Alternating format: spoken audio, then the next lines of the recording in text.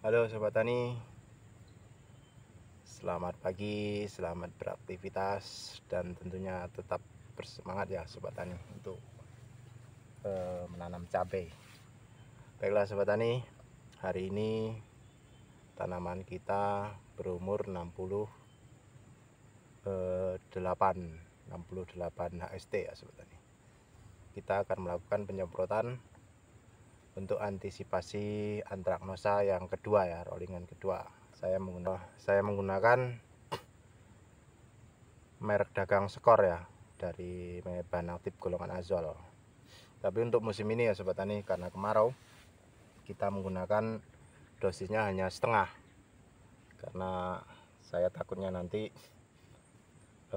tunas ini akan berhenti sebentar ya. Sedangkan harapan saya akan terus menumbuhkan tunas ini meski bagian bawah cabai ini sudah merah ya, sudah masak. Itu harapan saya, nanti saya bisa begitu.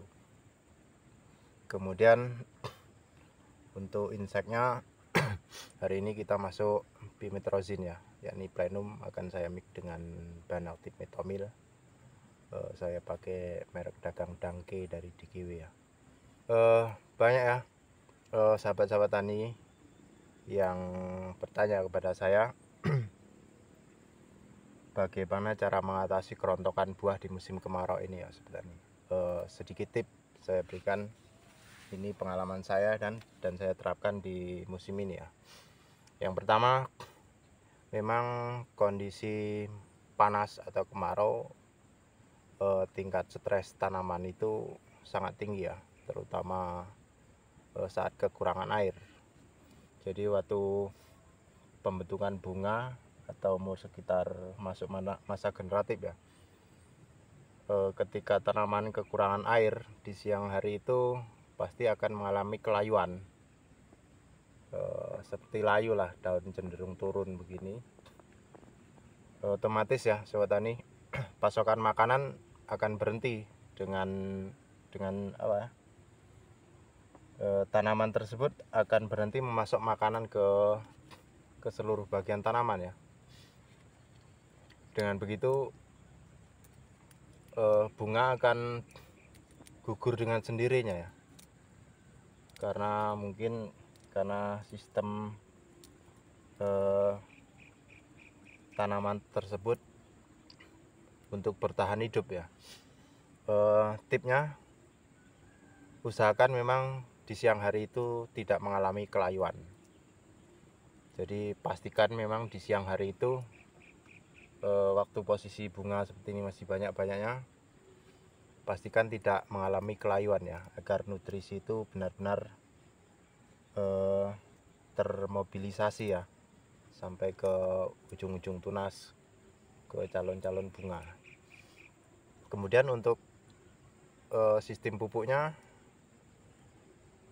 kita standar aja ya. Waktu masuk masa generatif kita angkat P dan K nya, terutama P. Jadi di awal-awal generatif itu saya memberi pupuk susulan MKP mix NPK ya waktu itu.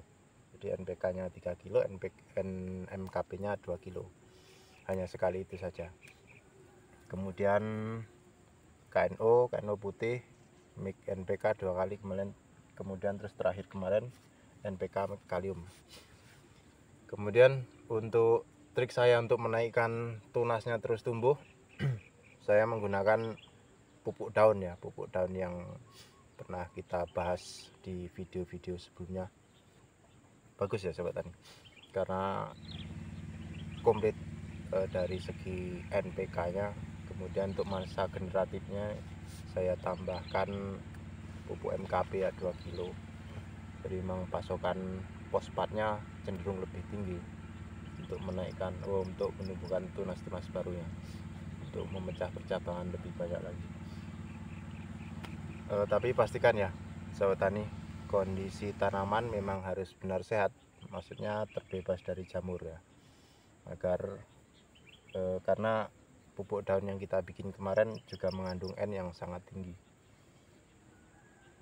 Selain mengandung NPK, pupuk yang kita bikin kemarin juga mengandung asam amino, asam humat, kemudian bakteri ya, bakterinya sebagai pengurai.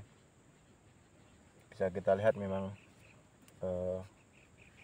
hasilnya yang bagus ya. Dilihat dari daunnya tebal tetapi lentur ya, seperti ini, tebal tapi lentur, dan warnanya memang benar menghitam. Tandanya memang nutrisi yang benar-benar tercukupi. Kemudian untuk lalat buahnya alhamdulillah masih aman ya, seperti ini. Ulatnya juga alhamdulillah masih aman. Tinggal antrak ya, antrak ini masih antisipasi, mudah-mudahan lah memang kita berhasil. Tapi sebelumnya pengalaman yang telah lalu kita terapkan trik seperti ini meski di musim hujan, alhamdulillah berhasil. Kemudian untuk pupuk terakhirnya kita terakhir di 60 HST kemarin ya. Kemudian pasokan nutrisi kita masukkan lewat foliar aja, lewat pupuk daun yang kita bikin kemarin. Tapi nanti sobat tani setelah panen rayan, istilah kami panen raya, panen 9-10, nanti akan kita berikan pupuk susulan ya lewat cor.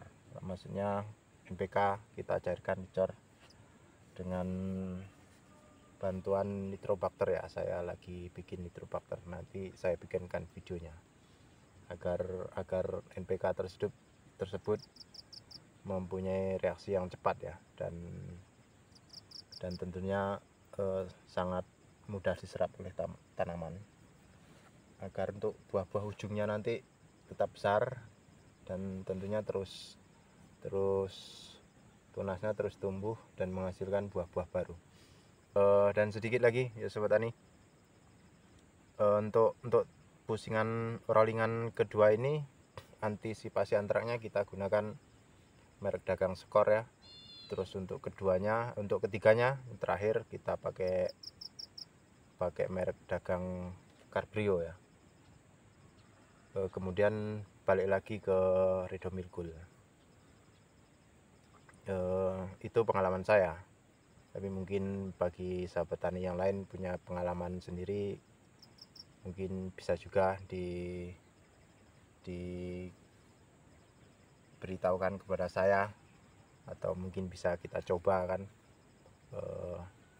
bagi-bagi pengalaman lah sobat tani. Karena tentunya petani cabai itu, teknik tanam cabai itu tidak ada aturan bakunya ya sobat tani.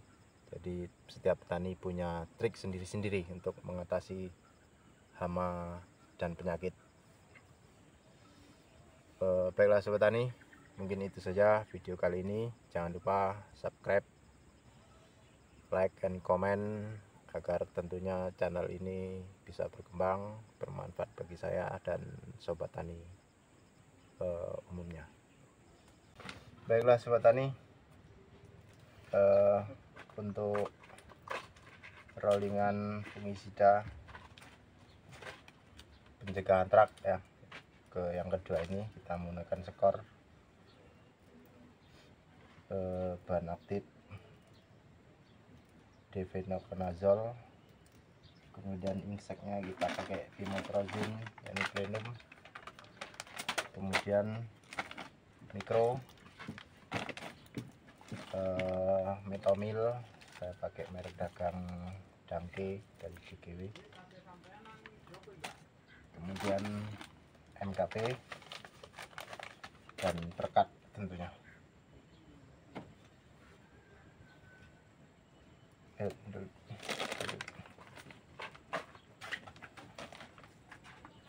Ini kan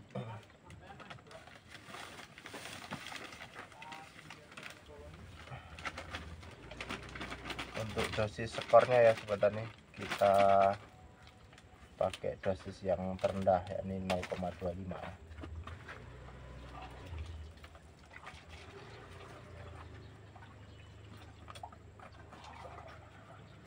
Tapi untuk dangkainya sobat tani kita menggunakan 2 gram per liter ya.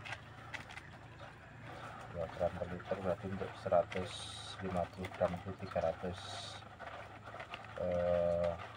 gram